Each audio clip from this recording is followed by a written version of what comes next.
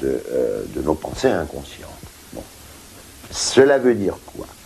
Cela veut dire, et là je prends encore l'exemple aussi bien du social historique que du psychique, que dans tous les domaines de l'être, nous avons une dimension qui est une dimension de déterminité, de détermination, sans laquelle on ne pourrait rien dire, et qui correspond à ce que j'appelle la logique ensembliste identitaire. Pourquoi logique ensembliste? Parce que, précisément, dans la théorie des ensembles, on voit cette logique à l'œuvre de la façon la plus claire. Un élément appartient à un ensemble ou n'appartient pas à un ensemble. Entre un ensemble et un autre ensemble, il y a telle relation, il y a une application, comme on dit en mathématiques, ou il n'y a pas une application. Telle partie d'un ensemble présente telle propriété ou ne présente pas telle propriété. C'est une logique binaire d'une certaine façon. C'est une logique binaire, mais les choses ne changent pas si c'est une logique à multiplicité de valeurs, à condition que cette multiplicité soit finie. Et ça, Aristote le savait déjà. Il le dit dans la métaphysique. Bon, et les logiciens modernes aussi. Mais ce que nous avons précisément... Alors, cette dimension est très importante. C'est par exemple celle qui fait que l'être, en général, est à la fois chaos et cosmos. C'est-à-dire, il est à la fois irréductible à un ensemble de déterminations systématiques, il est stratifié, il est morcelé, le vivant n'est pas réductible au physique, le mathématique est à peu près partout présent, mais il est présent avec des degrés de pertinence différentes, mais ce chaos est aussi cosmos, c'est-à-dire il est monde, il est ensemble au sens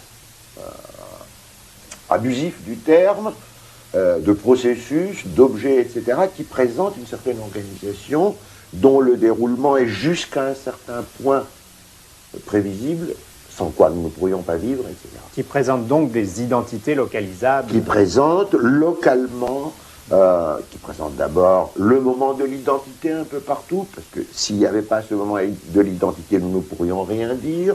Si un mot cessait d'être lui-même pendant que je le prononce, et si l'objet auquel je le réfère cessait d'être ce qu'il est pendant que je parle de lui, sous les égards importants, n'est-ce pas, je ne pourrais rien dire, mais cette identité que nous utilisons dans le langage et qui se réfère aussi bien aux objets... C'est la dimension codée du langage. C'est la dimension codée du langage, et c'est une identité toujours relative, n'est-ce pas? C'est une identité quant à tel aspect. Bon. C'est pour ça que les philosophes classiques, Aristote puis Spinoza, non, une chose ne peut pas être elle-même et une autre au même moment et sous le même rapport. Mais ça précisément introduit la relativité, n'est-ce pas?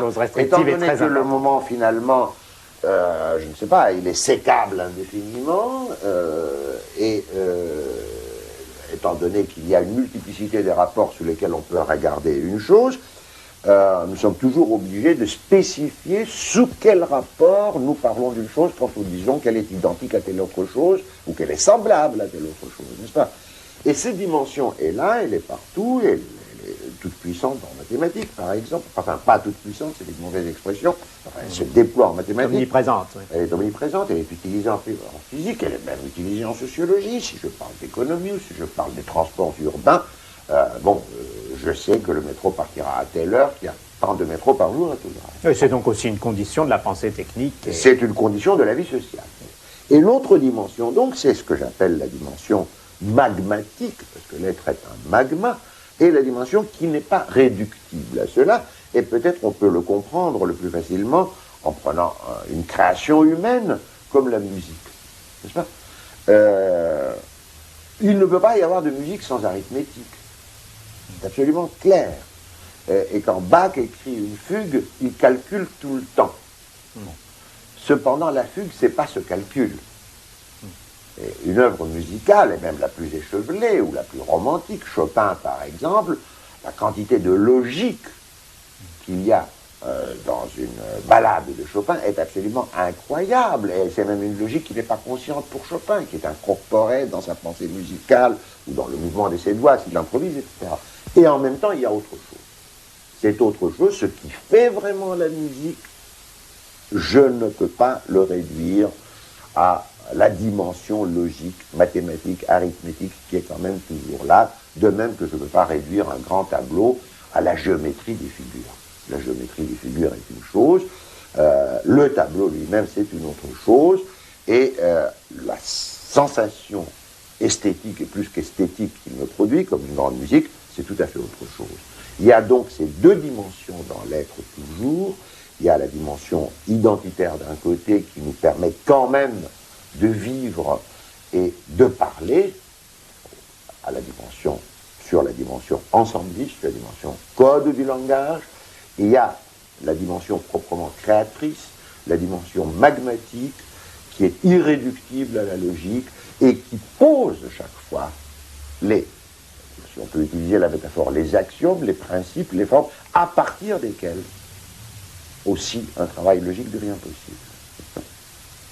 C'est pour ça que je dis que la détermination essentielle de l'être, qui a échappé à la philosophie traditionnelle, c'est la dimension création. Et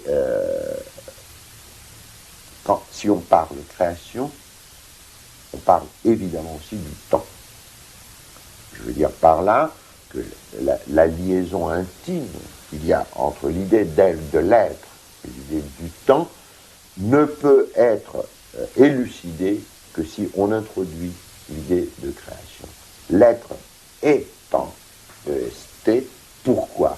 Parce que l'être est création, et la création elle-même scande un avant-après qui est autre chose que le temps spatialisé dont parlait Bergson. Le temps répétitif. Le temps répétitif, le temps qu'on peut mesurer sur les horloges ou par les tours du soleil ou des étoiles, etc. N'est-ce pas? Le véritable temps, le véritable avant et après, c'est le temps qui est scandé par l'émergence d'une nouvelle forme, d'une nouvelle eidos, comme on a dit Platon, dans notre sens, c'est-à-dire par la création.